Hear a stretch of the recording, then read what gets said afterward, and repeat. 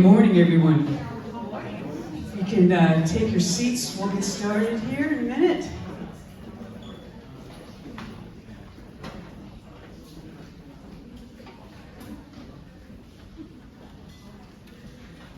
Well, good morning, and thank you for being here. My name is Julie Sarovich, and I'm the Dean of the College of Behavioral and Community Sciences. And we're pleased to have you and our community partners here with us today for this recurring FMHI symposium that we've been having now for a number of years. You know, the faculty know this, but over the summer in particular, and leading into the fall, I've been having a number of conversations with business leaders, chambers of commerces across the state, as well as state legislators. And the issue at hand, of course, is that we have a huge mental health problem here in Florida and elsewhere. When businesses get involved, that means it's hitting their bottom line. And so it's becoming very, very important to them that this be addressed. And they want it addressed at all levels. You know, we need more psychiatrists, people who can diagnose, who can prescribe some of the most serious of mental illnesses that we have in our country, oftentimes leading to incarceration, et cetera, hospitalization. We need PhDs that can assess, make assessments, do therapy. The majority of the folks that do the talk therapy are our master's prepared professionals. And in this college, we have a number of them: social workers, mental health counselors, marriage and family therapists. On the undergraduate levels, we prepare behavioral health care majors, we prepare social workers. Not only even beyond that, we need more. And so we've partnered with the Crisis Center of Tampa Bay, and they are actually hiring, they're paying our undergraduates from any of our majors to come in and work with them. That's how bad the need is. Our criminology students are going in and working with the sexual assault teams. They're working in triage because the problem is so great they can't hire enough people. There's just not the talent out there. There's not the workforce out there for all kinds of reasons, and hence the conversation with the state. So it's no surprise then that we'll lean on everyone, and peer is the next level that we must address. And we know that the peer support has been around for centuries. I mean, this is probably one of the oldest, and it's primarily in addiction. So I'm very pleased that we're paying attention to that today, because we have to keep that, you know, in our, for lack of a better word, our arsenal of things that we need to call upon as we go and address mental health problems. So I welcome you all here today. I think this is going to be a great presentation. I'm looking forward, I have to leave early, but I'm looking forward to hearing what I can hear. And I want to especially thank our longtime sponsors, Dr. Cynthia and Carl Hawkins. The Hawkins have been with us from the very beginning, and their support has been just nonstop, both financial and otherwise. They've always showed up, they've been here, they get it. And that's so important for us, people that understand that there are linkages between a number of different disciplines that we need to address and need to keep in the forefront as we address the mental health crisis in our state, in our country. So again, thank you for being here, and I'm not exactly sure who I turn it over to, but thank you again.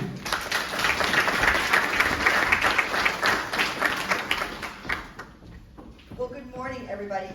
Good morning. Morning. We are so excited to have this colloquium on peer support and recovery. My name is Kathleen Ward. I'm the Executive Director of the Florida Mental Health Institute, and I'm also a research professor in our Department of Mental Health Law Policy here at USF. We've had, as the Dean mentioned, we've had these colloquiums over the years, but we've never really focused on peer support and recovery. So we're so excited that we're able to do that this year, and we have so many community partners here with us this morning, as well as a lot of our students that are in our undergraduate major in behavioral health care that are learning about peer support and recovery in their specific courses. We have a great agenda this morning, and we are going to kick it off with one of my colleagues, Dr. Kristen Kasilik. I've been honored to work with Kristen since she started several years ago. Since she began here at USF, she has been a shining light and never swayed from her dedication in her work on stigma reduction and on peer support and recovery. She's an assistant professor in the Department of Mental Health Law and Policy, as well as director of the STAR Lab, which is Stigma Action Research Lab. Some of our students may be here this morning that are in her lab. Her research agenda focuses on understanding and addressing stigma among various populations, including people living with mental illness, addiction, and people living with HIV, using community participatory research. So she really engages within the community, working collaboratively with all of you community partners. She's worked over the past decade to build an evidence base around storytelling and peer support as stigma change. Her work is grounded in data suggesting that storytelling is a critical tool for social change, as you'll see in some of her slides this morning. She's partnered with NAMI, National Association on Mental Illness, to document the power of peer support and sharing stories of lived experience. NAMI's peer-to-peer program is led by peers of people with lived experience who have mental illness and includes sharing of stories of challenges and successful recovery. I could go on about all of the work that Kristen has done over the past couple of years, but I'm going to let her tell her story. I'm humbled to call her my friend, my colleague. Please give a warm hand to Dr. Kristen Casella.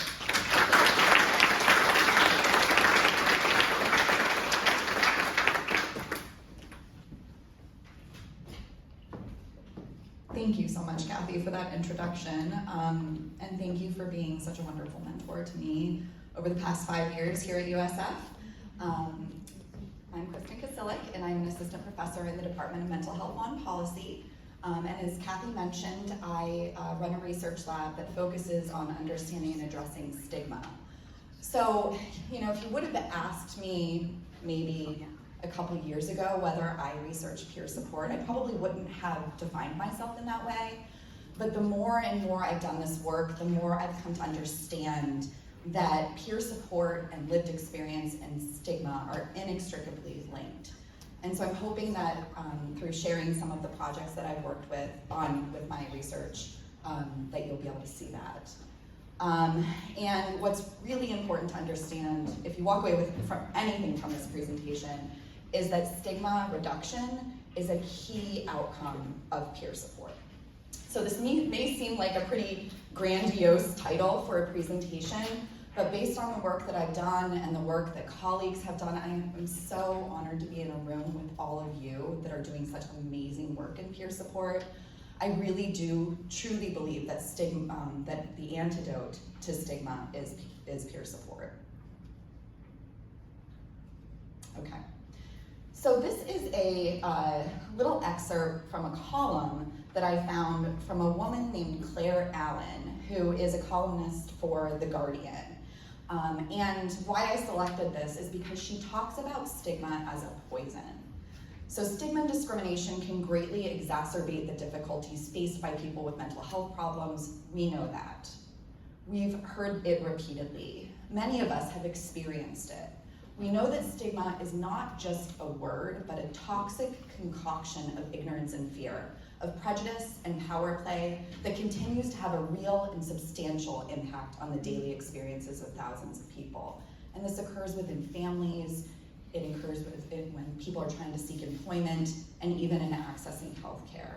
So stigma is poisonous. Before I move forward, I want to define for you what I mean when I use the term stigma. So this is how we operationalize stigma in our research in STAR Lab. And we use a social cognitive model of stigma.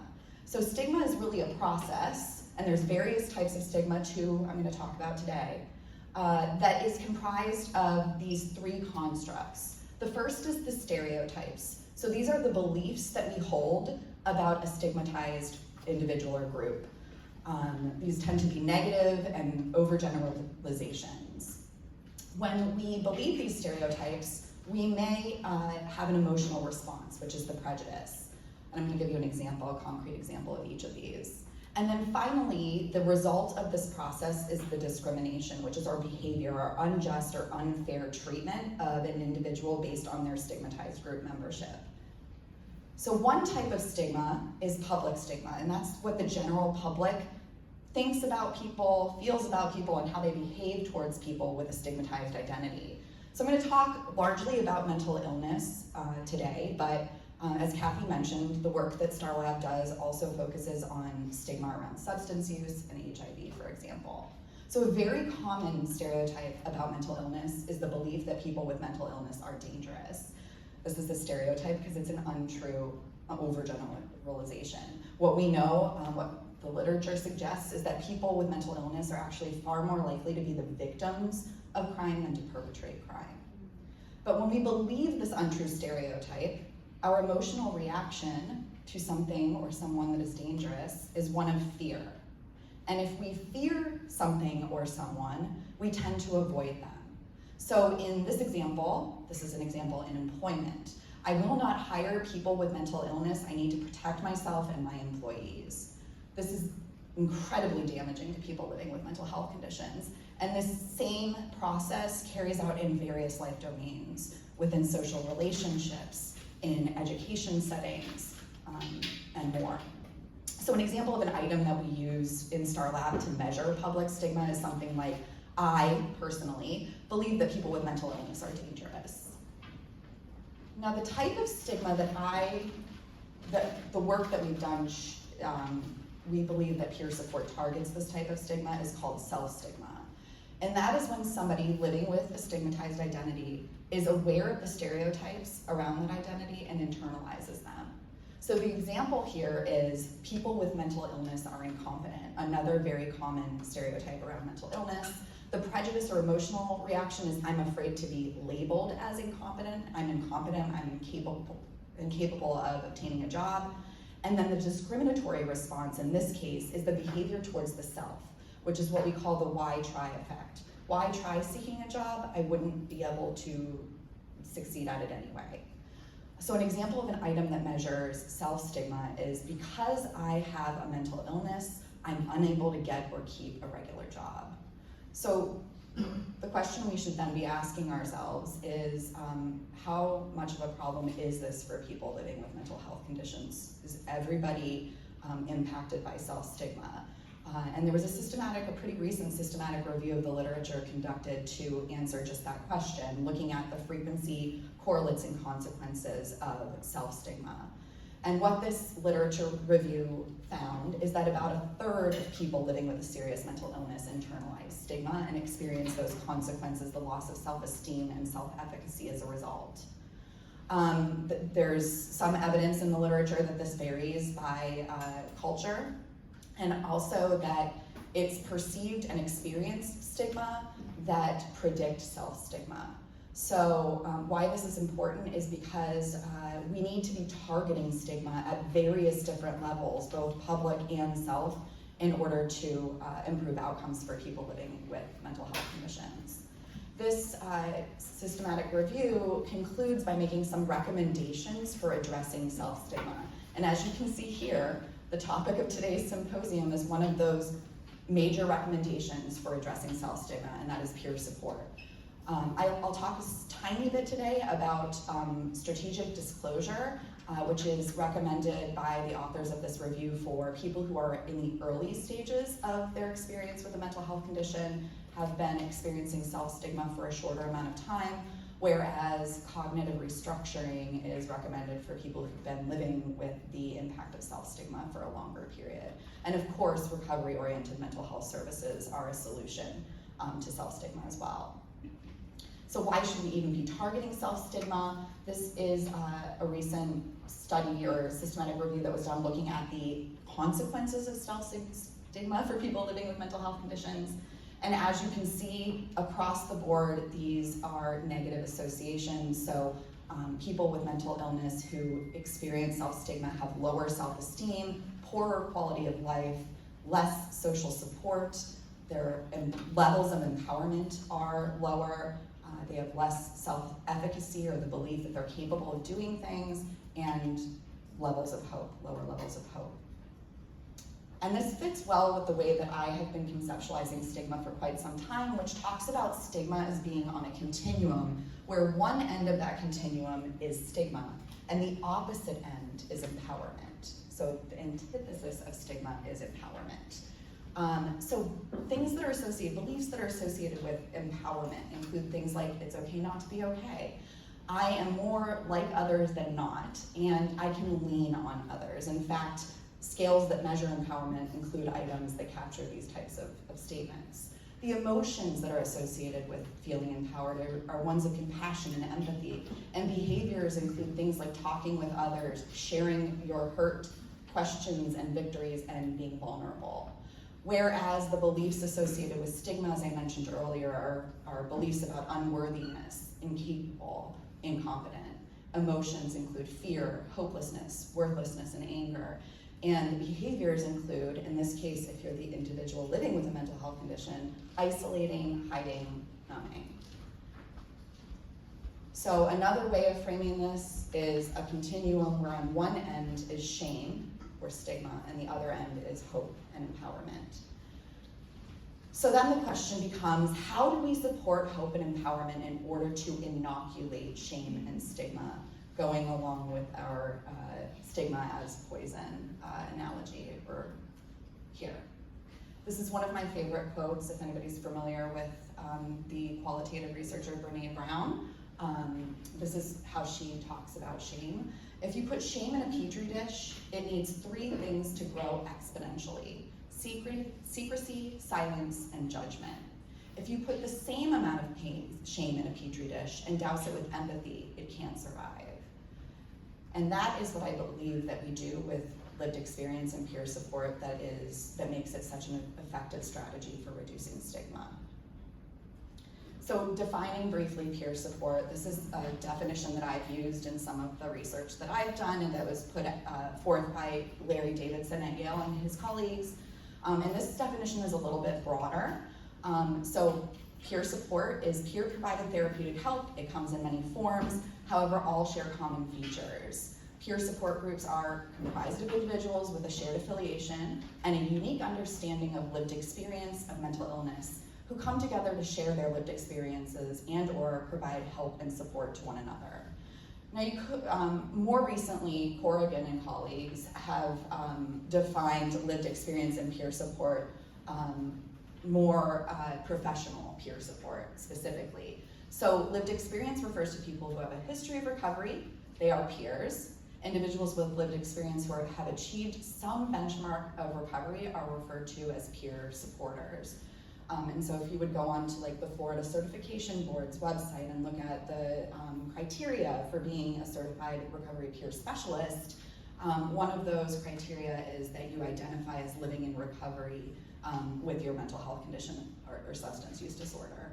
And then peer supporters and their services have evolved from the grassroots efforts of mutual help into more formalized components within the mental health care system. And why I wanted to kind of give you those 2 definitions, one more broad and one more focused on professional peer support or certified peer support, is because there is a continuum of these helping roles. And on one end is the more formal types of support, so maybe psychiatric support, a psychiatrist. And on the other is more informal support. So at this end is, naturally occurring relationships in the community, our friends. And in the middle here are kind of varying levels of peer support that are different levels of formality associated with them. So I'm going to briefly describe for you a couple of the projects we've done in Star Lab, and I would say that the projects that we have done focus on more less formal types of peer support. Whereas you're going to hear from an absolutely incredible panel after I'm done speaking. And I believe, I'd be curious if they would agree, that probably the work that they're doing focuses a little bit more on professionalized peer support. So I think there's space for all of these different ways of supporting people living with mental health conditions. So I'm going to tell you about a few projects. 3 of them are completed projects, and 2 of them are currently underway, but I wanted to share them with you because I'm very excited about them, that look at how peer support impacts stigma and supports recovery. So those of you who know me, or hopefully you're not getting sick of hearing me talk about this organization. This Is My Brave is a national nonprofit organization. And the mission of This Is My Brave is to empower individuals to put their names and faces to their true stories of recovery from mental illness in order to break down stigma and to let others know they are not alone. So, in her introduction, Kathy mentioned how important storytelling is, and This Is My Brave is a storytelling organization. In fact, I'm not sure if it doesn't say it in this version of the logo, but their hashtag is Storytelling Saves Lives. And so the Star Lab has been partnering with this organization to try to help them document the evidence behind that claim for the past 7 years now. And so the vision of This Is My Brave is to one day live in a world where we won't have to call it brave to talk openly about mental illness. We will simply call it talking. So how do they do? Whoa, I don't know what I just did. Sorry, everyone. Okay. So how do they do this? They do this through live storytelling events. So they hold these across the country. We've been really, really fortunate to be able to have 2 productions of This Is My Brave supported by Florida Mental Health Institute, the College of Behavioral and Community Sciences, and the College of the Arts, where we've brought college students, USF students, living with mental health conditions to the stage. We've given them a platform to tell their stories.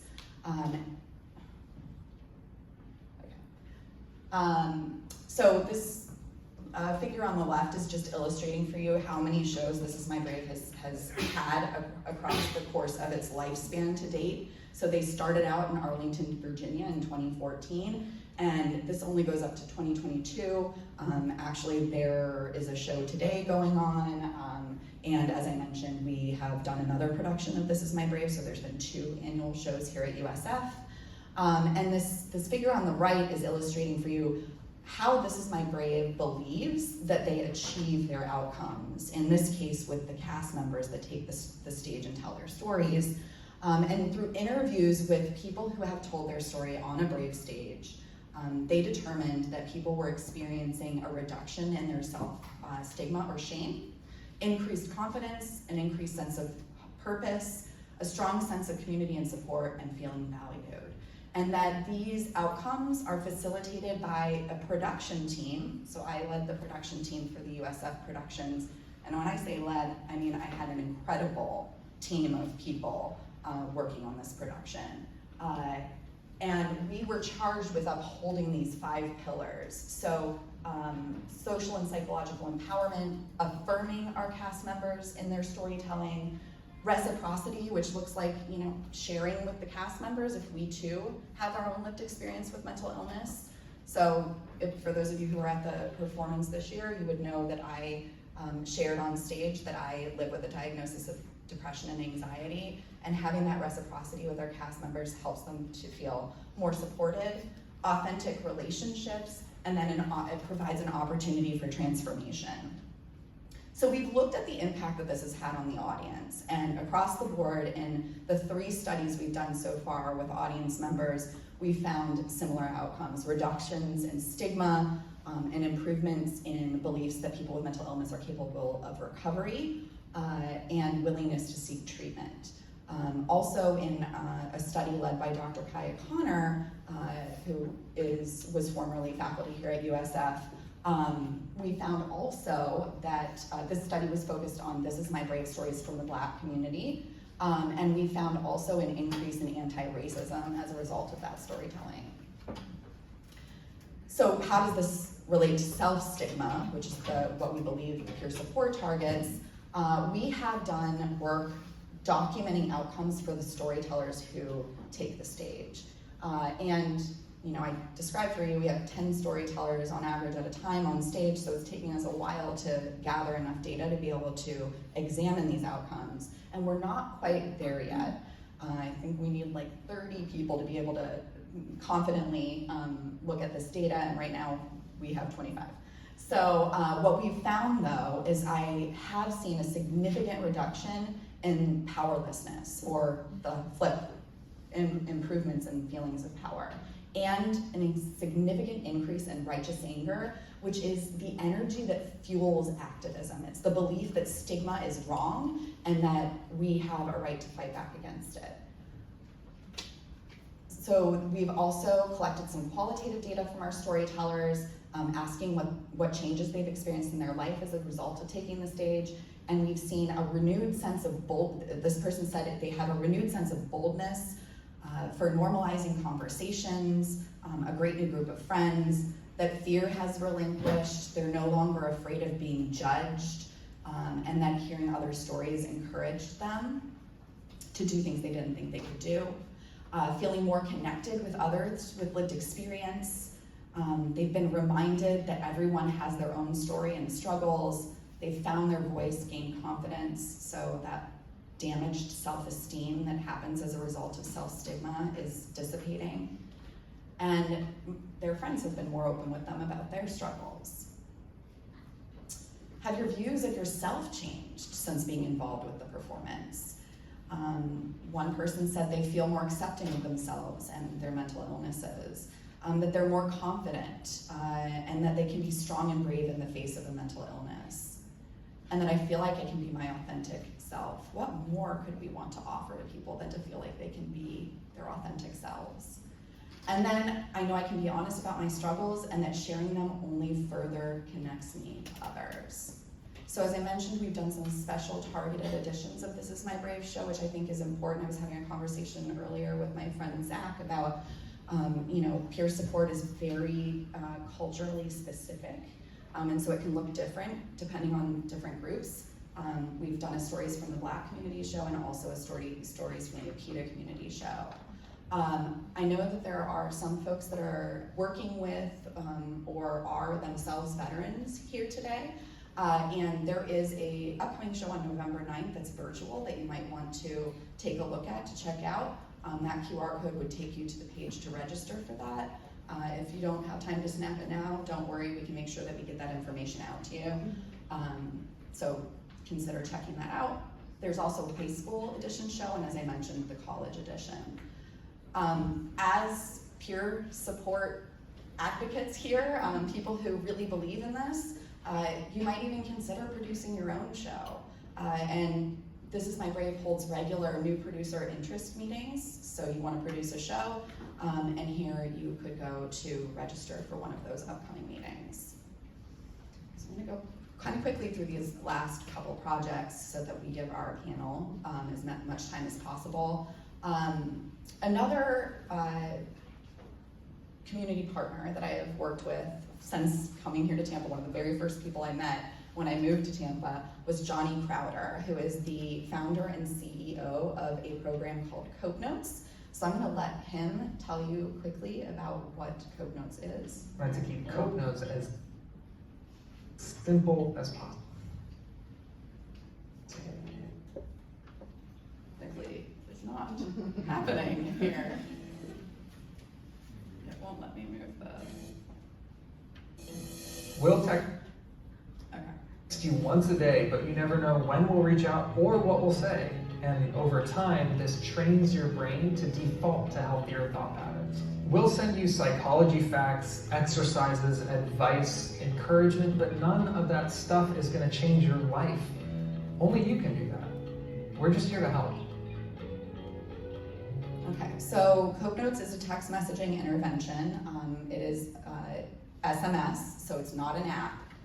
Where you receive a randomly timed text message every day that is curated by Johnny. So this is how I'm considering this to be a form of peer support. As you heard, hopefully, from Johnny, he identifies as living with multiple mental health conditions. He surprised me at our This Is My Brave show this year. So that's a picture of Johnny and me there. And we have published a research study in the Journal of Mental Health, which looks at the effectiveness of Keynote on users. I also, as I was putting this presentation together, noted the coolness factor here with Johnny. And my daughter does this too. This was her at her dance recital this past weekend. So if it's okay with you, Dean Surovich, the next time that we have headshots taken, okay. So what we found is, initially when I looked at the data, this is the hard part about community partnerships. You grow very fond of your community partners, but you are a scientist. And so if you don't find that anything significantly changes, or even worse, you see some harmful effects, that's hard. When I initially examined this data from Johnny's program, I found nothing of significance, nothing changed. But then I started to ask myself, well, would we expect something to change for every Code Notes user in the same way? And the answer to that, at least for me, and hopefully you would agree, is no. For people who are using this program, who are currently distressed, so we use the PHQ-9 to measure this, we would expect them to have different changes than for somebody who's mentally well and using this program to maintain their wellness, so lower scores on the distress scale, and that's exactly what we found. So for people who are currently distressed, when they use Code Notes for a month in this case, they experience a reduction in symptoms of depression and in symptoms of anxiety, reduced stress, and improved emotional intelligence. They also, for people who are using this and they're currently well, they experience an increase in coping, including their overall levels of coping and problem-focused coping. Kathy mentioned I've done some work with the organization, the National Alliance on Mental Illness. In this case, this was the National Alliance on Mental Illness of in El Paso, Texas. I'm currently the vice president of the board of directors of NAMI of Hillsborough County. And we looked at how this program impacts recovery-oriented outcomes for people living with mental health conditions. And what we found is it improves recovery, specifically goal and success orientation, and the SSMIS is the self-stigma of mental illness scale. Specifically the result, the hurt that is caused by self-stigma, that loss of self-esteem and self-efficacy is impacted by participating in this program. I'm gonna skip through to the last one because I think it's the most exciting and I really don't wanna cut into our panel's time. So I've actually, our now retired beloved colleague, Tim Boaz, happened to be at Thanksgiving dinner, I think it was, with his family, and around the dinner table was the brother of his daughter's boyfriend, who happened to be a computer engineer working for an organization called Stigma App. And so Tim, of course, excitedly came to the office after Thanksgiving and said, "Kristen, you'll never guess who was at dinner," and told me about Stigma App. And my first reaction was, who in the world would name their app Stigma App? But as I've gotten to know this organization, I am so thoroughly impressed. You can see that their hashtag here is crowdsourcing hope. Kathy, will we share the slides after? Okay, so I'm not gonna play the video right now, and again, in the interest of time, but what Stigma App aims to, it's really powerful. The founder, Ariana, is an incredible speaker. You can find lots of her talks online, and that's her intro to the app. But basically how this app works is, you can see their mission here is a mission to normalize talking about mental health. So what you can do, app is totally free if you're interested in checking it out, is you can go on and when you first register to use this app, you're given the option, it's completely optional, to complete an onboarding survey. And what that survey does is it asks you to select different identities with which you identify, including things like depression, anxiety, PTSD, postpartum depression, survivor of childhood sexual abuse. There's a lot of different stigmatized identities on there. And then once you've either moved through the onboarding survey or completed it, you can ask for hope. So this is an example of somebody who's asked for hope. At the bottom there you can see maybe in this little green text it says offer hope. So I went in, I could see this person's ask for hope, and if you click, you can then offer hope. Before you offer hope, you are given a brief video that is from a licensed clinical social worker that thanks you for your willingness to offer a message of hope. Make sure you understand that this is not a replacement for therapy, and that suggests things that you might say that could be helpful to the person. And as you can see here, you can offer hope through, and ask for hope actually, through either video, audio, or text, so whatever you're comfortable with. And here's what that would look like if you were going to make an offer of hope. I receive text messages regularly from Stigma App that tells me when somebody has asked for hope that matches my identities. So I acknowledged depression, anxiety, and postpartum depression. And so anytime that somebody asks for a message of hope from somebody who's been there, I get a text message and have the opportunity to offer that to them. You can also watch Stigma Stories. So if you're not quite ready to make an offer or make an ask, you can watch stories that have been curated about lived experiences. So here's that way you can get a hold of that app. So what we're doing in Star Lab, I'm going to zoom through these slides so that we can get to our panel, is we have been given the entire database of all of the asks, offers, and thanks that have gone through Stigma app. And we will be qualitatively analyzing, so here's an example of what that data will look like. There's the ask, there's the offer, and there's the thanks. We're going to be qualitatively analyzing this data using Schneider's HOPE model to look at different pathways to hopeful thinking. And that model, if you know it at all, includes the idea of way power and willpower. So we'll be examining the data in that way. So my closing thoughts for you are, stigma's been well documented as one of the most significant barriers that individuals with mental illnesses and substance use disorders face to recovery. At the heart of peer support is lived experience and empathy. So research suggests that this is a potent antidote to stigma. Peer support and lived experience are absolutely key to recovery. Thank you.